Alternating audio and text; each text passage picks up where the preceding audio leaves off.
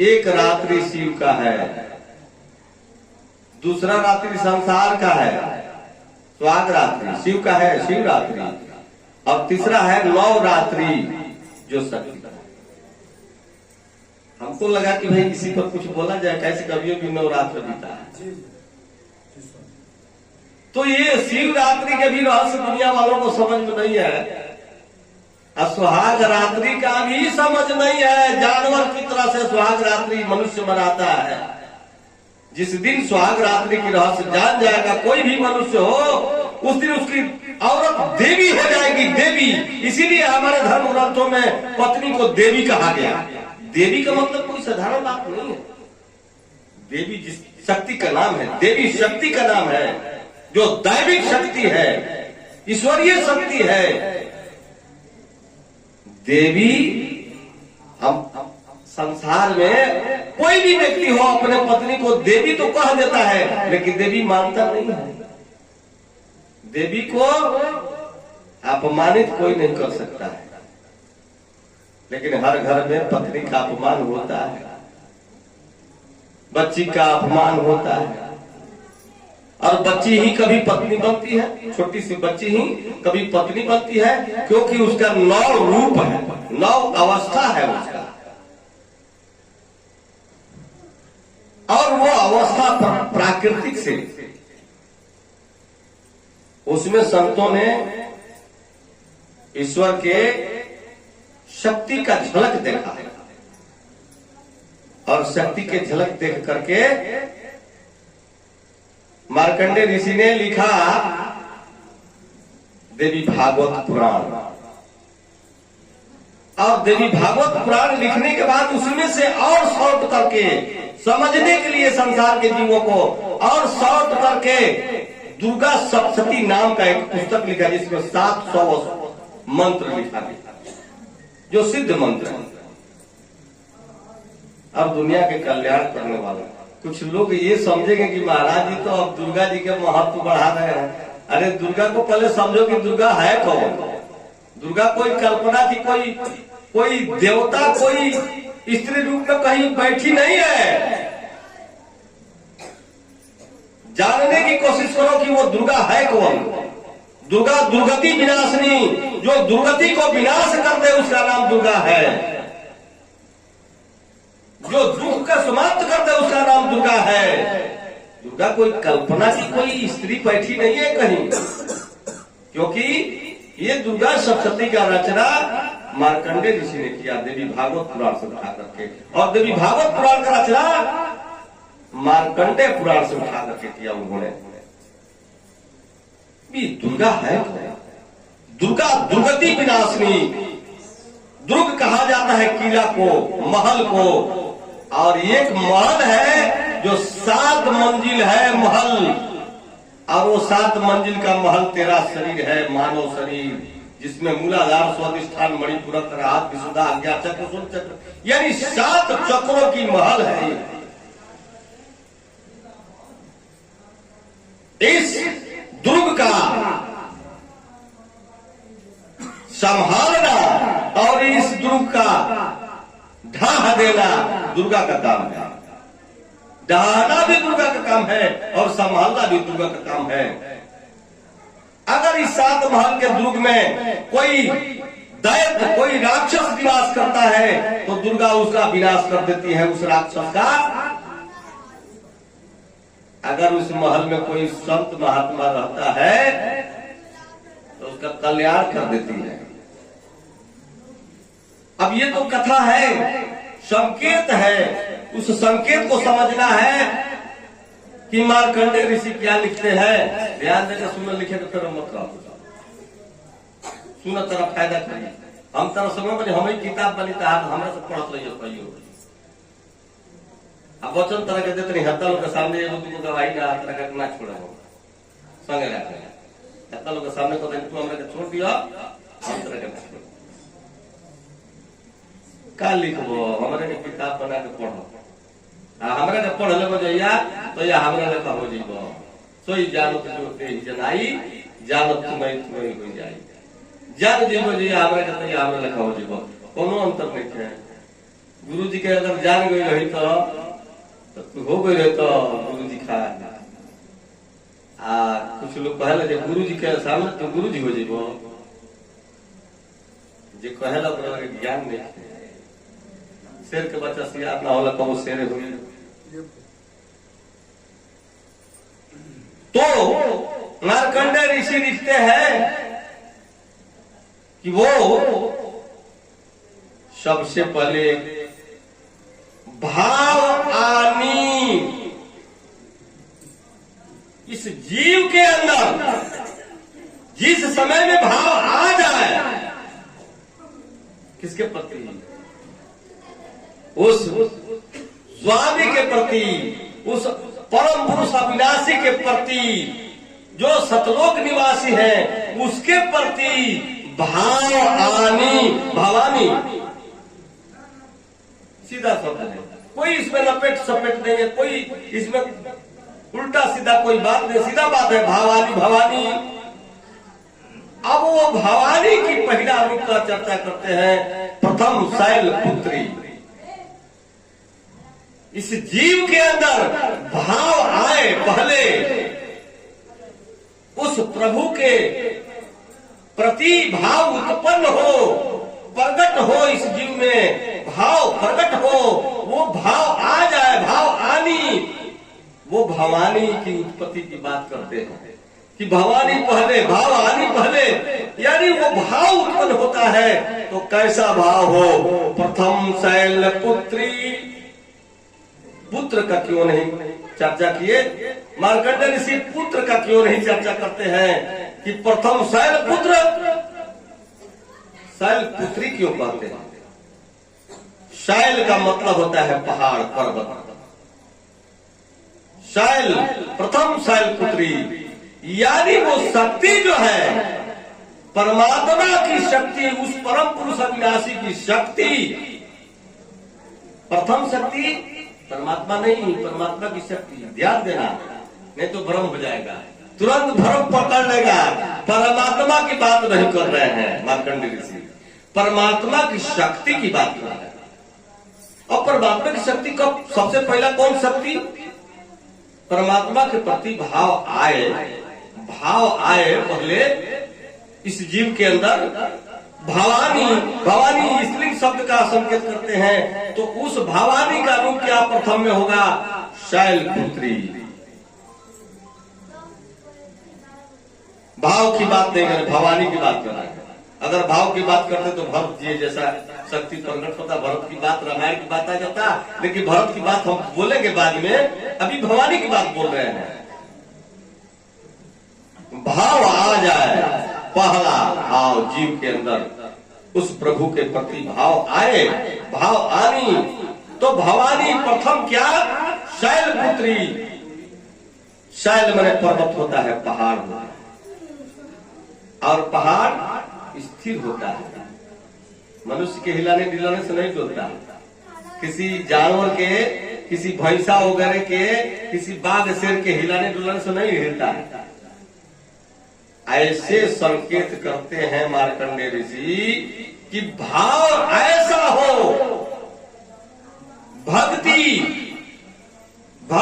ऐसा हो भाव आनी ऐसी भक्ति हो जो पर्वत की तरह से अडिग हो जीव के अंदर पहला भाव उत्पन्न हो ईश्वर के प्रति परमात्मा के प्रति गुरु के प्रति ऐसा भाव उत्पन्न हो जो पर्वत नहीं हिला सकता है दुनिया के कोई शक्ति ऐसे भक्ति को कोई हिला ना सकता। ऐसी भक्ति पहले भक्ति का नाम भाव जो आया भक्ति आया उस भक्ति का नाम पहले क्या करते हैं प्रथम शैल पुत्री। पर्वत की तरह से वो भक्ति स्थिर हो जीव के अंदर जो पहला भक्ति उत्पन्न हो सबसे प्रथम भक्ति उत्पन्न हो वो पहाड़ की तरह से अस्थायी हो स्थिर हो प्रथम शैल पुत्री। द्वितीय ब्रह्मचारिणी और भक्ति स्थिर हो जाए तो दूसरे स्थान पर उस शक्ति का क्या स्थान होना चाहिए कि ब्रह्म में ब्रह्म में, ईश्वर में चर्या यदि विचरण चिंतन हो, ब्रह्म में चिंतन हो, ईश्वर में चेतना विचरण करे। बहुत साधु संत समझते हैं कि लंगोटा कस लेना ही ब्रह्मचर्य है। अरे लंगोटा तो तुम डांड में कसेगा, लेकिन ऐसा भी शास्त्रों में लिखा गया कि बहुत ऋषियों का लंगोटा खराब हो गया, क्योंकि लंगोटा कसने से ब्रह्मचर्य सफल नहीं होता है। क्योंकि ब्रह्मचर्य तो मन में किया जाता है, मन के अंदर ब्रह्मचर्य प्राप्त किया जाता है। अभी कोई अपने बहन के साथ सोया है तो कोई लंगोटा की जरूरत नहीं है, माँ के साथ सोया है तो कोई लंगोटा की जरूरत नहीं। जानता है कि मेरी माँ पवित्र है, बहन है पवित्र है, लेकिन मन जानता है किसी के साथ कोई रिश्ता नहीं हो, एकांत में निवास करना हो, तो लंगोटा भी ब्रह्मचर्य उसका भंग हो जाएगा, लंगोटा भी दूषित हो जाएगा। तो लंगोटा शब्द लंका शब्द से बना है। लंगोटा कसने से ब्रह्मचर्य पालन नहीं होता है। ब्रह्मचर्य की पालन मन की स्थिति में होता है। एक और बात बता दूं मैं कि भगवान ने दुनिया बनाया, संसार बनाया, और दुनिया बना करके इंसान आखिरी में बनाया, लेकिन इंसान को स्वतंत्रता दे दिया कि मेरे जैसे तुम हो, मुझ में और तुझ में थोड़ा सा फर्क है, थोड़ा सा। वो थोड़ा सा फर्क क्या है मैं अभी नहीं बताऊंगा, लेकिन थोड़ा सा परमात्मा ने सारी सृष्टि को बनाया, अंतिम में इंसान को बनाया और कहा कि मुझ में तुम में थोड़ा सा फर्क है, जो मैं किया हूं तुम भी कर सकता है। तो इंसान भी सृष्टि किया है और भगवान भी सृष्टि किया है। इंसान के सृष्टि मन से होता है, भगवान के सृष्टि एक तत्व से होता है। जड़ से, जल पृथ्वी वायु अग्नि आकाश से भगवान की सृष्टि है, और इंसान की सृष्टि मन से होता है। मन में बहुत सृष्टि करता है, मन में बहुत से वासनाएं उत्पन्न होता है, और उसी सृष्टि में उलझ करके मरते रहता है इंसान। इंसान मुक्त नहीं हो रहा है अपने सृष्टि से, भगवान मुक्त है अपने सृष्टि से, लेकिन इंसान मुक्त नहीं हो रहा है अपने सृष्टि से। जिस दिन इंसान अपने सृष्टि को समझ जाएगा कि मन से मैंने किया है, मन से पुत्र, मन से पत्नी, मन से धन, मन से ये संसार जो कुछ मन से, वासना, काम, क्रोध, लोभ, वो सब मन से, कल्पनाएं सब मन से। ईश्वर के सृष्टि से तो ईश्वर मुक्त है, लेकिन इंसान अपने सृष्टि से मुक्त नहीं।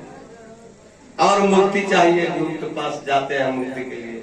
गुरु क्या कहते हैं कि ईश्वर के सृष्टि से तुम मुक्ति की कोशिश मत करो, तुम अपने सृष्टि से मुक्त हो जाओ।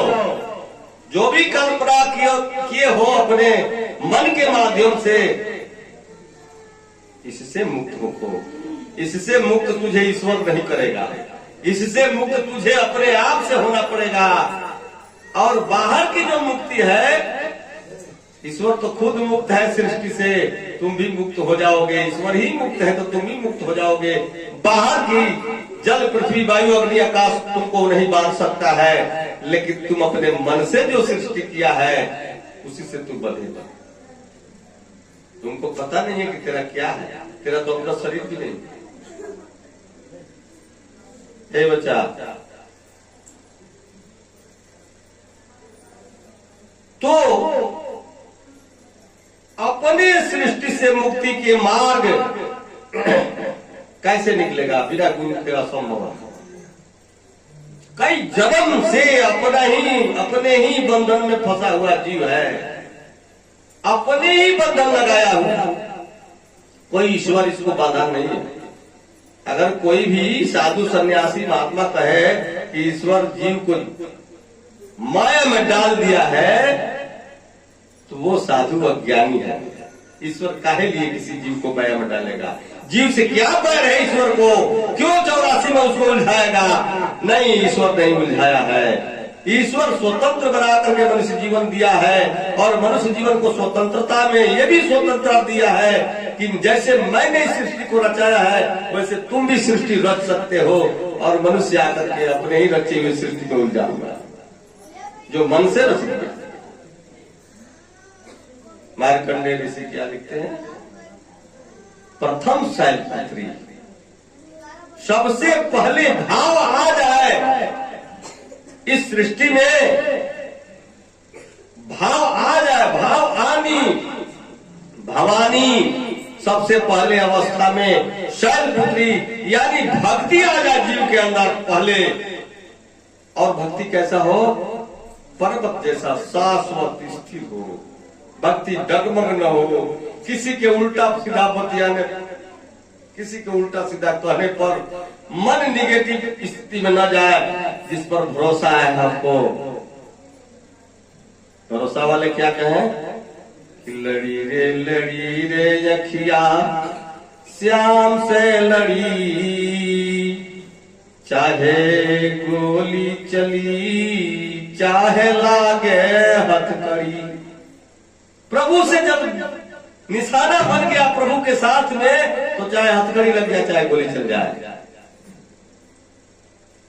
तो भाव ऐसा आनी भवानी इस जीव के अंदर।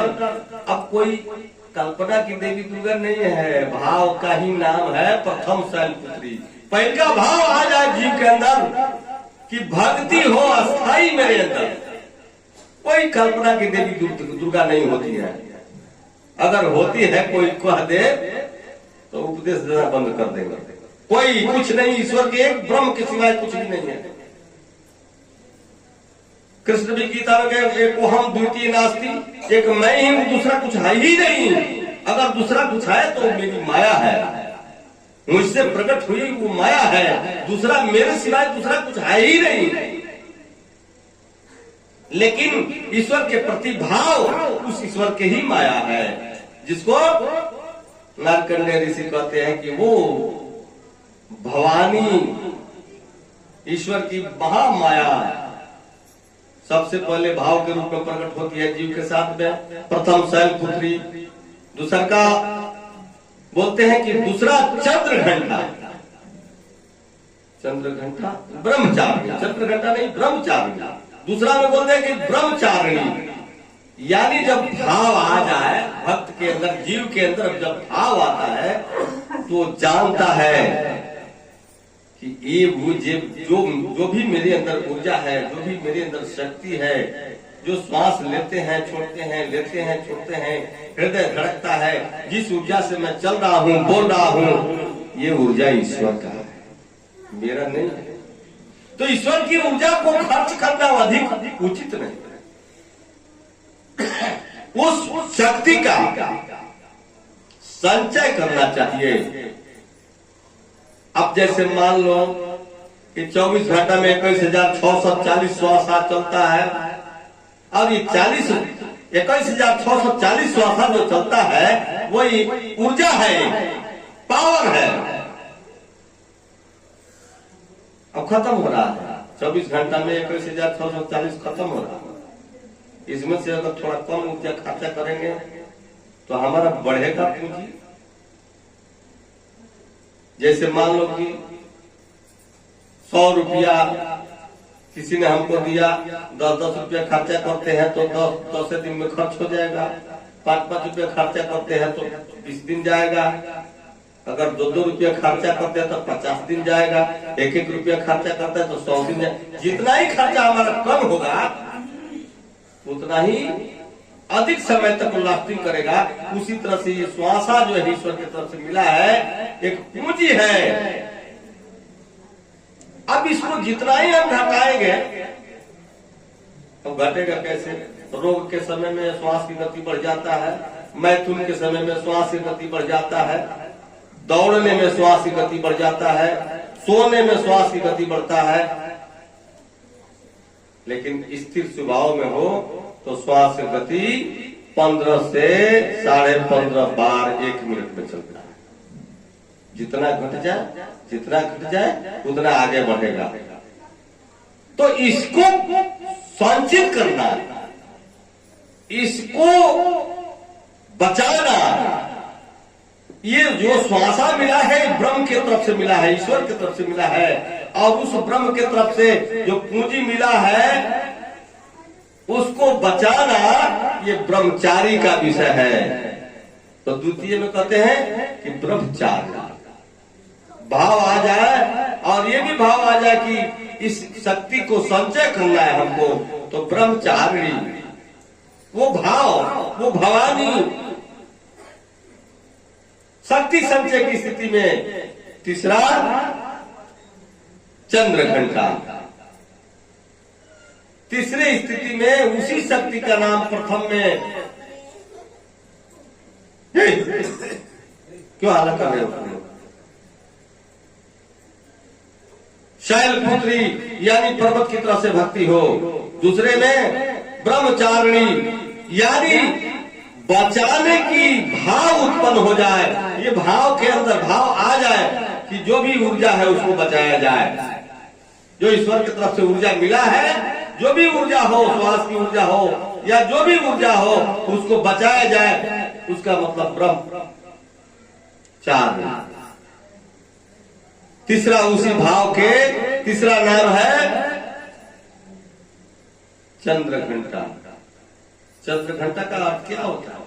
इस जीव के अंदर ऐसी स्थिति पैदा हो जाए कि चंद्रमा की तरफ से, चंद्रमा जैसे शीतल है वैसे शीतलता आ जाए जीव के अंदर, और चमक आ जाए भक्ति का।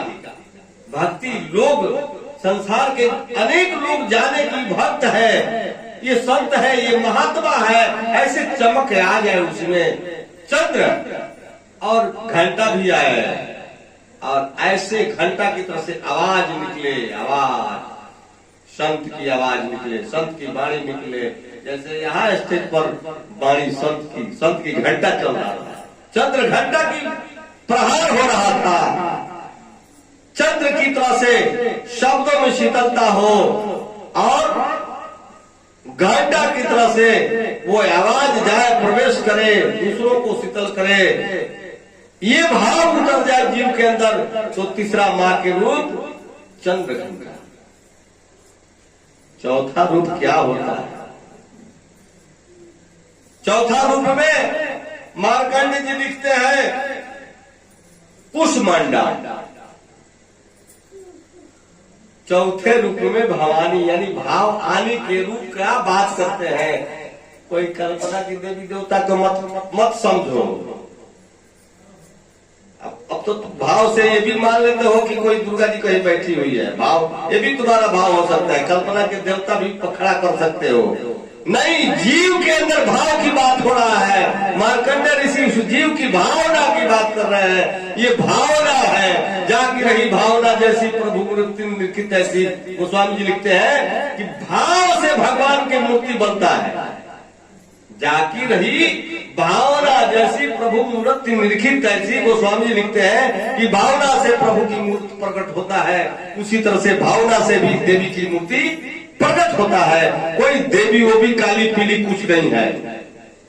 ये भाव की बात मार्कंडेय ऋषि लिख रहे हैं। अब वो भाव चौथे स्थिति में, ये तीन स्थितियां हैं तमोगुण की स्थितियां है। प्रथम शैलपुत्री, द्वितीय ब्रह्मचारिणी, तृतीय चंद्र घंटा। ये तमोगुण की स्थिति है। जीव के अंदर ये तीन गुण होता है, रजोगुण, तमोगुण, सत्वगुण। और ये तीनों गुण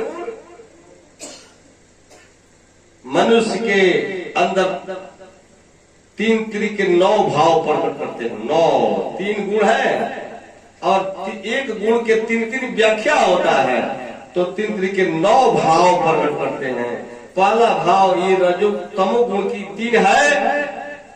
अब रजोगुण की भाव प्रकट करते हैं। कुष्मांडा, कुश शब्द पर ध्यान देना है। उष, मंडा, 3 बात है। उषरता की बात है बीच में, कु की बात है जैसे कुविचार, कुकर्म। कु माने अच्छा नहीं हो, जो मल के साथ हो, जो गंदगी के साथ हो, तो वहां शब्द क्या है? कुष्मांडा। कु उसरता है, ऊर्जा है, लेकिन वो ऊर्जा पवित्र नहीं, ऊर्जा वो मिला हुआ मिश्रण ऊर्जा है। कुष्मंडा, मन के साथ जो उसरता है, कुष्मंडा यानी मन के साथ जो उसरता है, जो पावर है, जो एनर्जी है मन के साथ, वो एनर्जी निर्मल नहीं है। कुष्मंडा मिला हुआ है, मिला हुआ, अच्छा और बुरा दोनों स्थितियों में वो उसरता है। ये भाव चौथा भाव है कि जीव के अंदर, अभी जीव के अंदर निर्मलता नहीं है। जैसे गोस्वामी जी लिखते हैं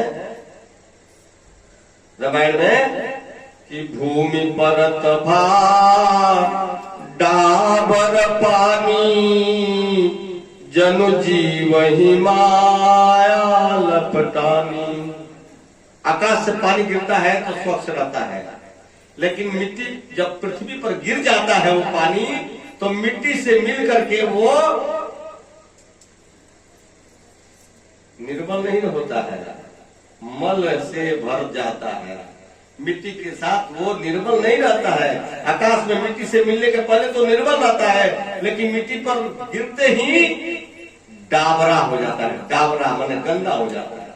भूमि पर ढाबर पानी, जन जीव ही माया लपटानी। उसी तरह से जीव जब आता है तो इस रज बीज में प्रवेश करने के पहले स्वच्छ होता है, लेकिन जैसे माता पिता मिलते हैं, जैसे विचार और संभावना माता पिता के होता है, वैसे माता पिता के ब्लड के रिलेशन में जब उतरता है तो वो भी गंदगी से भर जाता है। जैसे आकाश से पानी गिरता है तो मिट्टी पर गिर करके गंदा हो जाता है।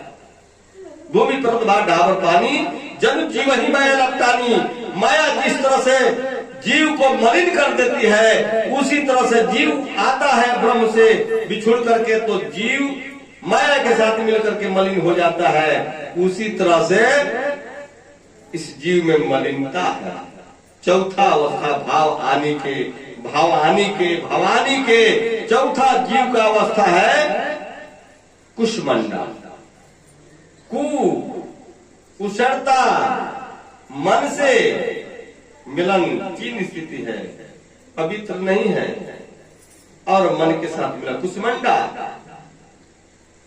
ये अवस्था जीव के अंदर होता है, कुष्मंडा। चौथा कुष्मंडा। पांचवा पे क्या मार्कंडेय जी ऋषि लिखते हैं कि पांचवा स्कंद माता। ये लिखल बहुत बड़ा तुमने सप्तशती पढ़ल, तुमको ही बताओ।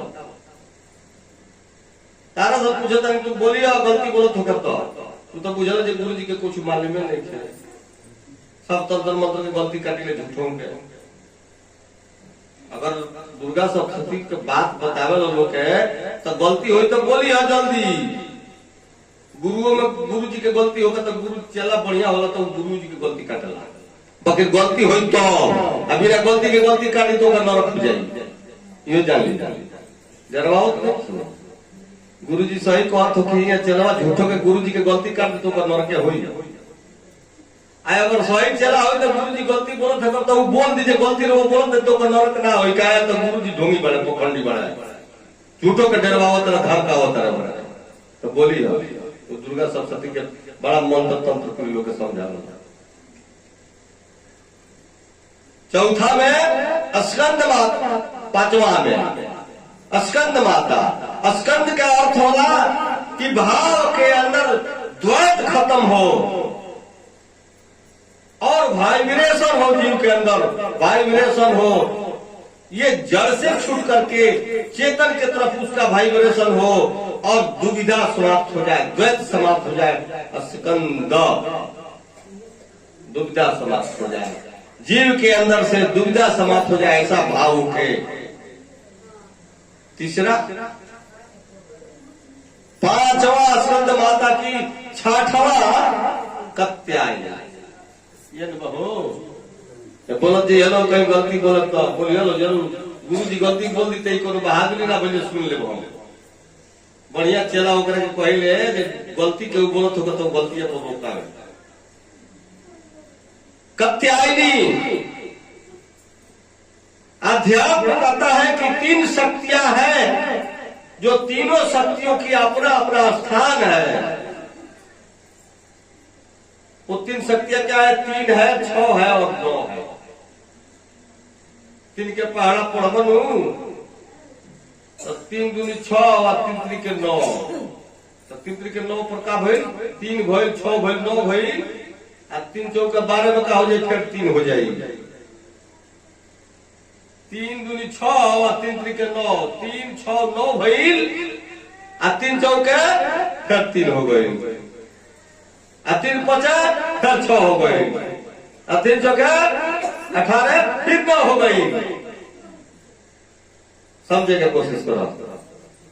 पहले का 3 हो, दूसरा का 6 हो। 6 में का होला?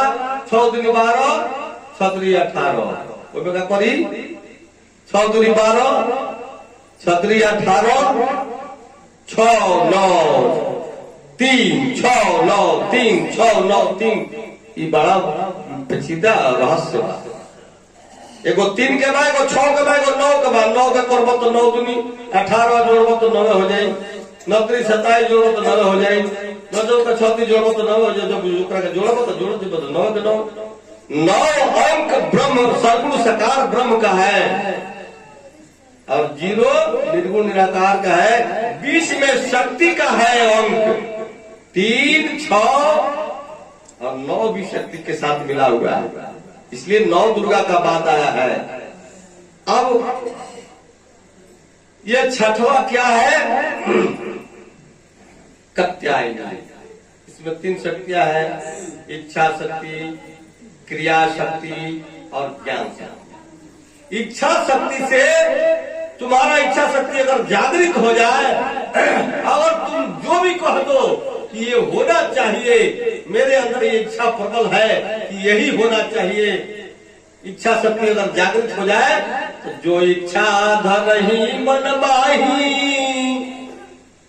हरि प्रसाद कछु दुर्लभ नाही। इच्छा शक्ति जाग जाए तो तुम जो सोचोगे इच्छा में आएगा वो होगा, तुम्हारा सोचा हुआ बात व्यर्थ नहीं जाएगा। ये इच्छा शक्ति है। उसके बाद क्रिया शक्ति है, जो चाहोगे वो कर लोगे, जो चाहोगे वो कर लोगे। इच्छा शक्ति, क्रिया शक्ति। इच्छा शक्ति में जो इच्छा करोगे वो होगा, क्रिया शक्ति जागृत होगा तो जो करोगे वो हो जाएगा, जो करना चाहोगे वो हो जाएगा। और उसके बाद तीसरा है ज्ञान शक्ति।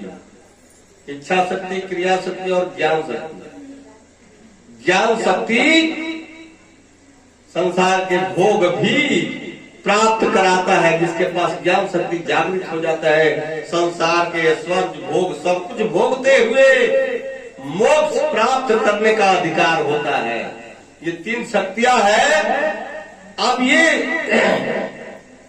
कात्यायनी छठवां शक्ति है, न तीसरा है न 9वां है, बीचवा वाला है। 3 6 9 वाला के बीच में कात्यायनी ये क्रिया शक्ति है। क्रिया शक्ति जब जीव के अंदर उत्पन्न होता है, जिसको दुर्गा कहा गया पहले, दूसरे, तीसरे, चौथे, 5वें, 6वें में, वही एक ही दुर्गा है जिसका रूप बदलते जा रहा है।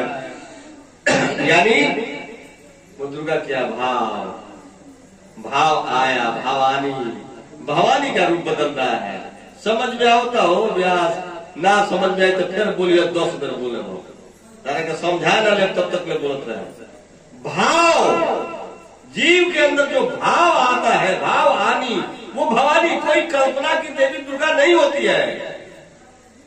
जो भाव उत्पन्न होता है उसी भाव का नाम भवानी है, भाव आनी।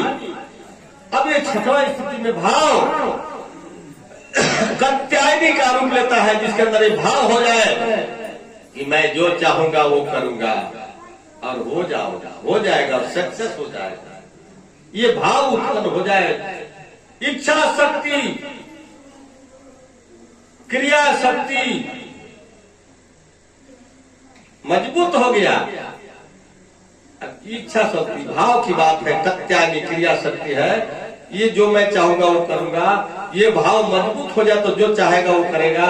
ये जीव के अंदर ये पावर आ जाता है, ये शक्ति आ जाती है। शक्ति की पूजा होती है संसार में, और शक्ति जिसके पास है उसी की पूजा होती है। और ये शक्ति किसी कल्पना के देवी दुर्गा कोई देवता की बात नहीं है। ये जीव के अंदर ये शक्ति छुपा हुआ है, परमात्मा के तरफ से मिला हुआ है। लेकिन ये भाव जब तक प्रकट नहीं होगा तब तक वो शक्ति प्रकट नहीं होगी।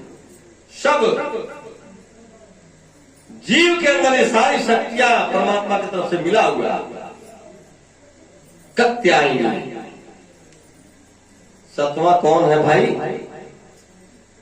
सतवां रूप क्या है कात्यायनी के बाद?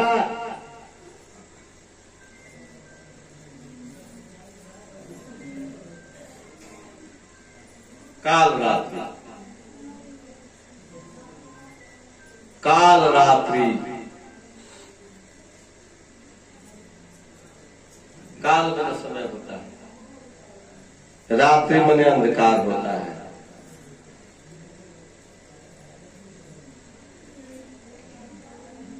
काल मने समय होता है और रात्रि मने अज्ञान अंधकार होता है।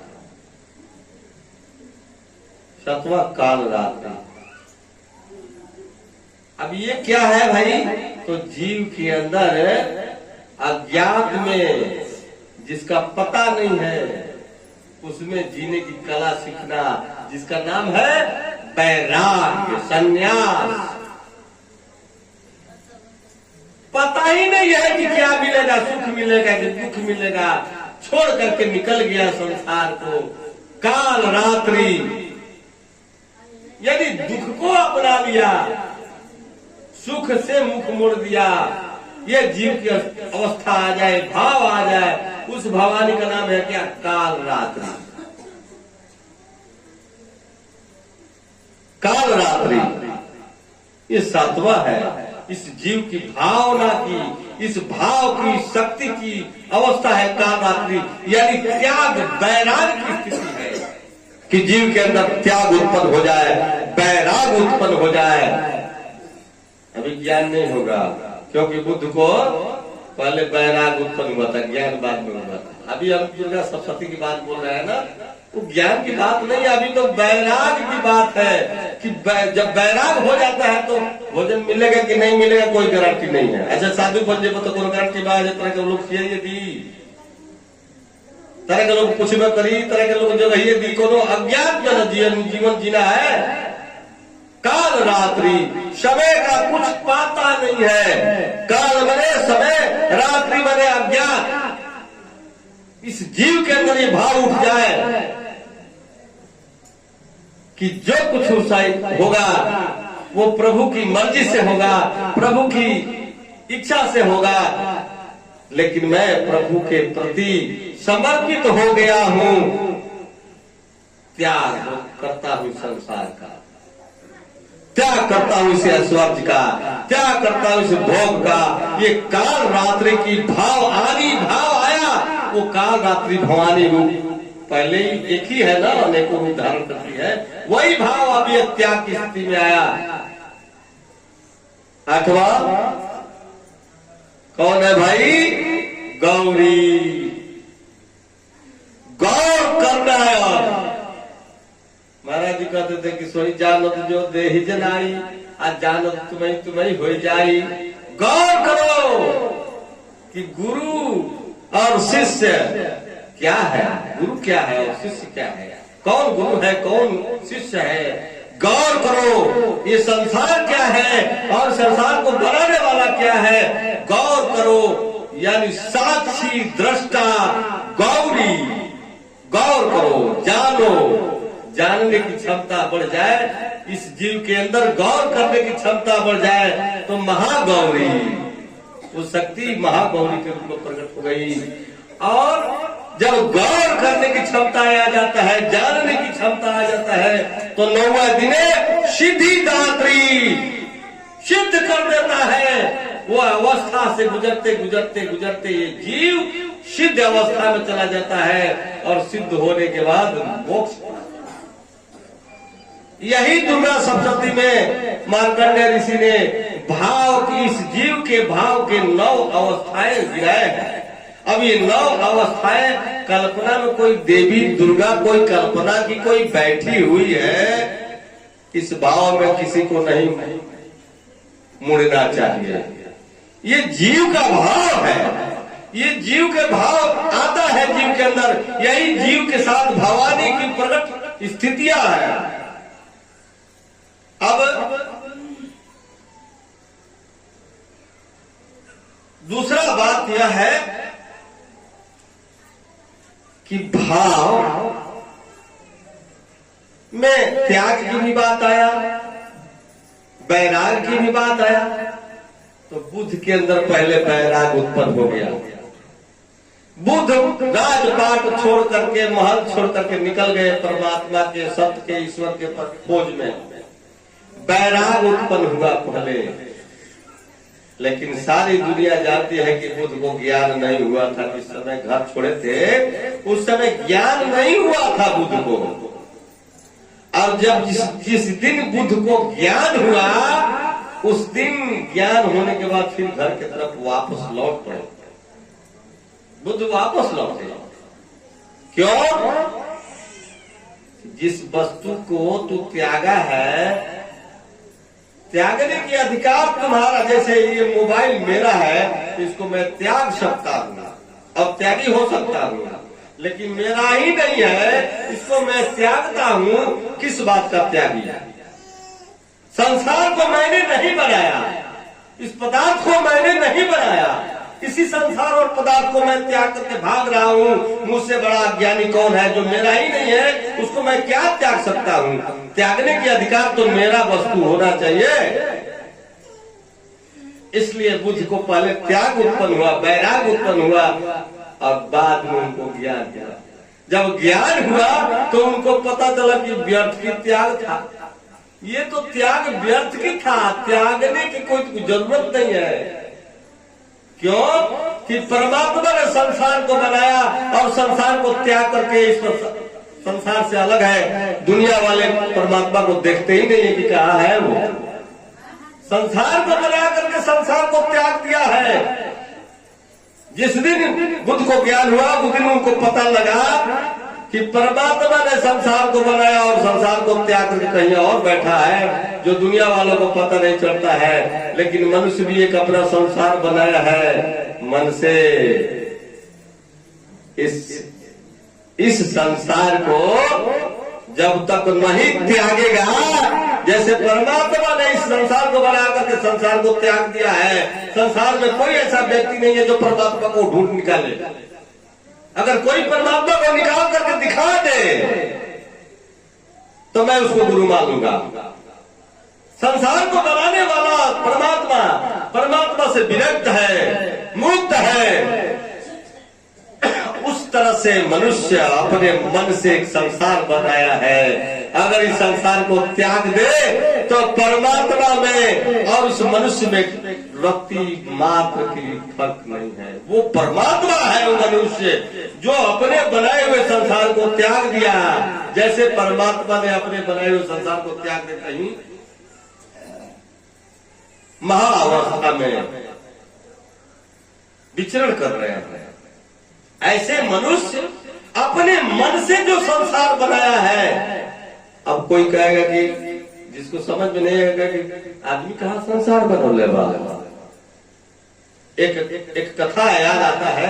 दो मित्र थे, एक समुद्र के तट पर दोनों मित्र बैठ करके आपस में बात कर रहे थे। तो एक मित्र ने कहा, यार हमको ये सोच है कि कम से कम 1000 गाय पालेंगे, 1000 गाय के पालेंगे, उसके बाद हो भी डेयरी खोलेंगे। डेयरी खोलने पड़ा तू, डेयरी खोलने पड़ा भैया के। वो लोग सोच रहे थे कि हम 1000 गाय पालेंगे, डेयरी खोलेंगे, उसे कमाएंगे, ये करेंगे वो करेंगे। तो उसका सहमति मत हो, कह गया यार तू बिना मतलब का बात बतिया रहा है। तू गाय पोसेगा 1000 तो गैया पूरा फुरा करके किसी का बर्बादी करेगा, तब क्या होगा? अरे भाई देख लिया जाएगा। तो उसके दोस्तों ने कहा कि अब तो हम फुलवारी लगाएंगे 30 एकड़ में, फुलवारी लगाएंगे। अब अगर किसी का गाय भैंस अगर मेरे फुलवारी में ढूक गया तो अच्छा नहीं बीतेगा।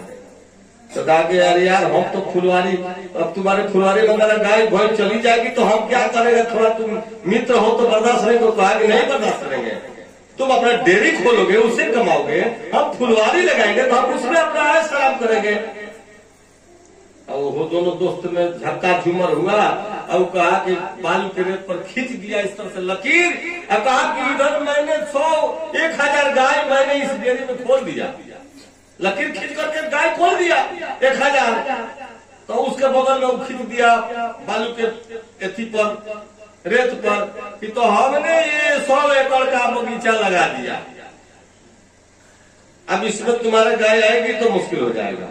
तो वो कहता है कि क्या करेगा तू, बस उसका गाय, वो कहता है कि हमारा गाय तुम्हारे एथी में घुस गई, तुम्हारे फुलवारी में घुस गई। अब फुलवारी में घुस गई, मार शुरू हो गया, और दोनों मित्रों में ऐसा भयंकर मार हुआ कि दोनों का कपार फट गया। अब देख लो, ना वहाँ फुलवारी है, ना वहाँ डेयरी है, ना वहाँ गाय है, लेकिन मार शुरू हो गया। यही है मनुष्य का बनाया हुआ दुनिया। परमात्मा का बनाया हुआ दुनिया में कोई झमेला नहीं, लेकिन मनुष्य के बनाए हुए दुनिया में झमेला है। इसलिए मनुष्य जिस दिन अपने बनाए हुए दुनिया को मिटा देगा उसी दिन मोक्ष प्राप्त करेगा। परमात्मा तो खुद मोक्ष में है, दुनिया बना करके परमात्मा मोक्ष में है। और एक बात और मैं बता दूं कि ज्ञान भय से नहीं होता है। मैं अपना अनुभव बता रहा हूं, ज्ञान भय से नहीं होता है। बुद्ध को भय था कि लड़कपन बीत जाएगा, बुढ़ापा आएगा, बुढ़ापा आएगा तो रोग पकड़ेगा, रोग पकड़ेगा तो मृत्यु होगा। यही तो कहानी है भाई बुद्ध के जीवन में। तो इस जीवन में बुढ़ापा आएगा, रोग पकड़ेगा, मृत्यु आएगा, इससे बचने का क्या उपाय है? सन्यासी को देखकर कहा कि सन्यासी के पास समाधि लगाने की ज्ञान है तो इस सब रोग से वो बच जाएगा। तो सन्यास ग्रहण कर लिए। बुद्ध ने सन्यास क्यों ग्रहण किया? भय से, भय से। और भय से कभी ज्ञान प्राप्त नहीं हो सकता। ये सिस्टम है कि कभी भी भय से ज्ञान प्रकट नहीं होगा। और बुद्ध भय से बैराग को उत्पन्न हो गए, बैराग उनके अंदर आ गया और संसार छोड़ करके राजमहल छोड़ करके निकल गए। लेकिन जिस दिन बुद्ध को ज्ञान हुआ उस दिन बुद्ध को ये भी पता चला कि ज्ञान होने के बाद संसार छूट जाता है, लेकिन ज्ञान के पहले संसार को छोड़ना बहुत कुछ गवा देने जैसा होता है। जिसने, जैसे मैंने गंवाया अपने जीवन में 12 वर्ष तक बुद्ध ने जो गंवाया उसका उनको अफसोस था कि मैं अपने महल को छोड़ करके 12 वर्ष तक इधर उधर भटका। ये ज्ञान तो मुझे महल में भी हो सकता था। ये बात स्पष्ट हो गया सुखदेव मुनि के जीवनी में कि जन्मते वो महात्मा और त्यागी थे, लेकिन त्याग सब कुछ होने के बाद भी गुरु उनके पिता बोले कि हे सुखदेव, तुम भले बैराग के लिए महान हो, बैराग प्राप्त है, लेकिन अभी तुझे ज्ञान नहीं हुआ है और ज्ञान के लिए तुझे जनक के पास जाना पड़ेगा। अब जनक क्या है? राजमहलों के सुख में रहने वाले, संसार के सारे सुख को प्राप्त करने वाले ऐसे महात्मा के पास भेजते हैं। सुखदेव जी को विश्वास नहीं होता है कि जो ऐश्वर्य सुख सब कुछ भोग रहा है उसके पास मुझे पिताजी भेज रहे हैं। कुछ गोपनीय विषय है इसमें जिस बात को मैं ओपन नहीं करूंगा। गुरु जी यानी पिताजी जब भेजे तो इतिहास तो ये बताता है कि जनक जी नग्न अवस्था में स्त्री के पास सोए हुए थे। जब सुखदेव मुनि पहुंचे हैं तो देख करके बहुत व्याकुल हुए और लौट करके अपने पिता के पास गए। तो पिताजी ऐसे वासना से युक्त व्यक्ति के पास मुझे भेजिए, मैं तो जन्मते ही लोगों का पहन करके त्याग और वैराग से भरपूर हूं, और ऐसे वासना युक्त व्यक्ति के पास आप भेजे ज्ञान लेने के लिए। वेद व्यास बोले कि पुत्र, तुम जो देख करके आए हो उसके विषय में थोड़ा सा बताओ मुझे। 9 माह तक तुम उसी जगह पर थे जहां जनक दिखाई पड़े हैं तुझे। तुम उसी जगह पर 9 माह तक अपने मां के गर्भ में था, जिस जगह, जिस रूप को, जिस अवस्था को जनक को देख करके आए हो। बहुत अटपटांग बात था। जनक नग्न अवस्था में स्त्री के साथ थे, और सुखदेव मुनि देख करके वहां से दौड़े अपने पिता के पास, लौट करके कपार ठोकने लगे, ऐसे घृणित जगह पर मुझे भेज दिया। वेद व्यास ने पूछा, तुम 9 मास तक उसी जगह पर रहा, और जनक अगर उसी जगह पर है तो क्या दिक्कत है? तू अगर निर्मल है तो जनक भी निर्मल हो सकते हैं। अगर उस जगह पर जाना बहुत बुरा है तो तुम कैसे अच्छा हो सकते हो? इस रहस्य को जानने के लिए तुझे फिर जनक के पास जाना पड़ेगा। ये थोड़ा सा साधुओं के लोकमत, वेदमत, संतमत और गुप्तमत की बात है, उस बात पर प्रकाश नहीं डालेंगे। भोग और जोग, जब तक भोग को नहीं समझोगे पुत्र, तब तक तुम जोगी नहीं हो सकते हो। क्योंकि भोग और जोग एक ही सिक्का के 2 पहलू है। जैसे 1 रुपीज और भारत, एक सिक्का में लिखा हुआ था। अगर भारत को पकड़ना है तो 1 रुपीज को छोड़ना पड़ेगा हमको। हम 1 रुपीज ही पकड़ना चाहते हैं, भारत नहीं पकड़ना चाहते, वो संभव है? नहीं है। ठीक उसी तरह से अगर तुम योग को जानना चाहते हो तो जिस भोग से तेरा और मेरा पैदाइशी हुआ है, इस भोग के रहस्य को तुझे जानना पड़ेगा। जब तक ये बात तुम नहीं समझ पाओगे, कभी जोगी नहीं हो सकते। अब तो ये थोड़ा सा गुप्त मत की बात हम बोल गए, नहीं बोलना चाहिए। अब इसके आगे वैराग उत्पन्न भय से हुआ और ज्ञान बाद में हुआ। ज्ञान हो जाए तो भय नहीं होगा, क्योंकि रागी, बैरागी, वितरागी 3 स्थितियां हैं। बैराग अभी अबोध की स्थिति है, बैराग अबोध की स्थिति है। बोध जब हुआ सिद्धार्थ को, तब बुद्ध कहलाए। और बुद्ध कभी घर नहीं छोड़ा था, घर छोड़ा था तो सिद्धार्थ छोड़ा था। घर राजमहल छोड़ करके भागा था, वो सिद्धार्थ था। और बुद्ध यानी सिद्धार्थ मिट गया जब ज्ञान हुआ, बोध हुआ तो सिद्धार्थ मिट गया। अब बुद्ध हुआ तो बुद्ध फिर वापस समाज में आ गया, संघ को उत्पन्न किया, समाज में आया और समाज में घूम घूम करके उपदेश देना शुरू किया। इसलिए ज्ञान कुछ अधूरे साधु सन्यासी लोग समझते हैं संसार को छोड़ करके भाग जाएंगे तो ज्ञान हो जाएगा। ज्ञान संसार के वस्तुओं के छोड़ने से नहीं होता है। मन में जो वासना है, मन की कल्पनाएं हैं, उससे मुक्ति लेने के बाद ही वैराग उत्पन्न हो सकता है। अभी हम, अब तो समय कुछ हो गया, समय के अनुसार मैं कहूंगा कि आधा घंटा के समय मैं दे रहा हूं कि जिसको कोई प्रश्न हो तो ऐसा नहीं हो कि महाराज जी से डरे हम कुछ पूछे नहीं। पूछने के लिए छूट है, जिसको जो पूछना हो पूछ सकता है। या अगर और कोई बात की प्रस्ताव हो कि हम कुछ और